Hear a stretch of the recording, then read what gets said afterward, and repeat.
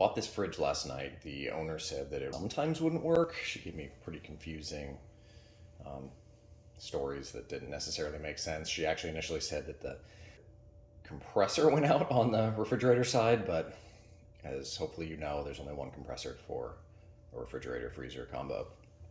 But anyway, price was too good not to buy it. This was the MSRP on this. This is only a 3-year-old fridge made by KitchenAid. The MSRP is $4,500 and I got it for $150, so I just went out and bought it. Let me show you what I've found so far. I haven't even plugged it in. I started taking things apart, taking shelves out. And there's the culprit right there. We've got ice clearly coming from the evaporator coil. It must have frozen up. So let's take the back piece off and get a better look. All right, so I disassembled it as much as I could, and I got this back piece off, but unfortunately there's so much ice. Let's see if you can see it. See, there's ice around the coil right there. Obviously, you already saw the ice down at the bottom. So this whole thing is just full of ice, and I think there are little passageways that are basically frozen. That block of ice is frozen too between the evaporator coil and this piece of insulating foam that goes around it. So I'm gonna actually have to wait for this ice to thaw out enough to be able to pull this piece away, and then I'll take this off and show you what it looks like under there. But now this is why I don't immediately verify the problem, plug it in and see if it gets cold or not, because in all likelihood that fan right there, the evaporator fan, is completely gummed up with ice, so it wouldn't be able to spin, and the motor would just be working overtime. Just if it's not already worn out, would wear it out further. So easy enough problem to find without having to try to verify the problem by plugging it in. Well, enough of the ice finally melted that we can see down in here. And it's iced over good. That's the evaporator. And it's still got plenty of ice on it, but far less than what was on it before. So this thing was completely caked. And that makes sense. They told me they were running the freezer unit up until I came and picked it up. And the refrigerator just wasn't getting cold. So this thing was just building more and more ice because it had no fan to help cool it off. So we'll wait for this to defrost all the way and then try and diagnose what caused it to freeze over in the first place. Because once it's frozen, it's not going to work properly, but there's a question of why it froze. So here's the defrosted evaporator core, and I did a number of checks around different components of the refrigerator to see what was causing it to ice up, because the ice up condition will cause the problems that I was having, but it's more of a symptom of something else, and we have to figure out why it's icing up in the first place.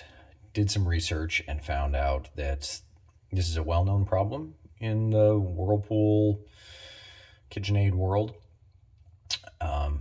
It's happened to a number of different people, and there's even a technical service bulletin about it. And what they suggest is the problem is that the old, or the stock seal around this unit right here isn't thick enough, not quite up to the conditions it's going to be under, and so it allows humid air when you open the refrigerator door to get around this seal and into the compartment with the evaporator. And since the evaporator is very, very cold, that humid air condenses onto it almost immediately and it starts to freeze.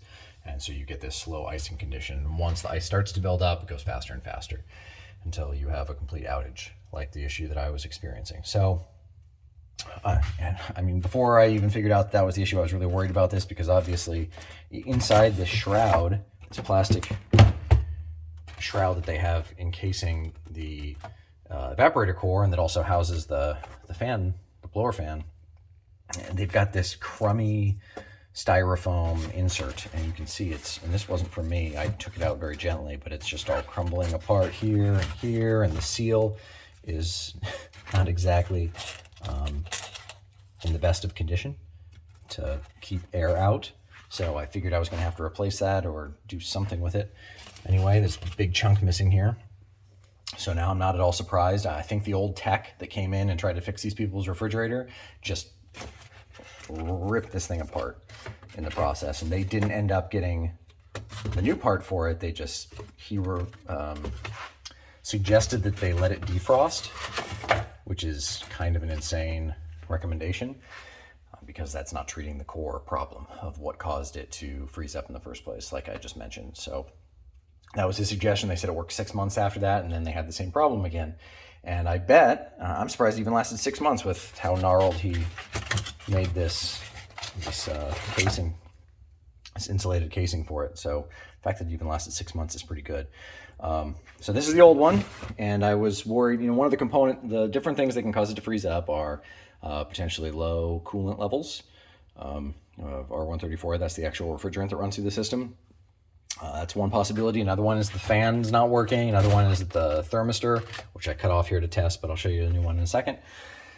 That could not be working properly, so those tend to be 3 of the big causes, and so I was worried I was going to have to buy 1 or more of those components. The good news is that the new part, which I have right here, and this is an upgraded part, so this is the one that they made to replace the old one. So it's different. It's got a slightly thicker seal. It's a little hard to tell. It comes with not only obviously a new nice styrofoam insert and a seal that actually fits, which were 2 of my main concerns, but it also comes with a brand new thermostat, or thermistor as it's called, and a new fan and fan motor. So this part costs about $200 with a 3-year warranty. About $150 is what I paid for just the part. Well, that repair seemed to really do the trick. Refrigerator's been working perfectly now for over 6 months. Keep a thermometer in it just to show that it's maintaining temperature. It's been staying steady at 37. Really nice refrigerator, very happy with it. Just saw this same refrigerator at Costco for, I think it was selling for $4,200. So they're still making it, and I'll be on the lookout for more.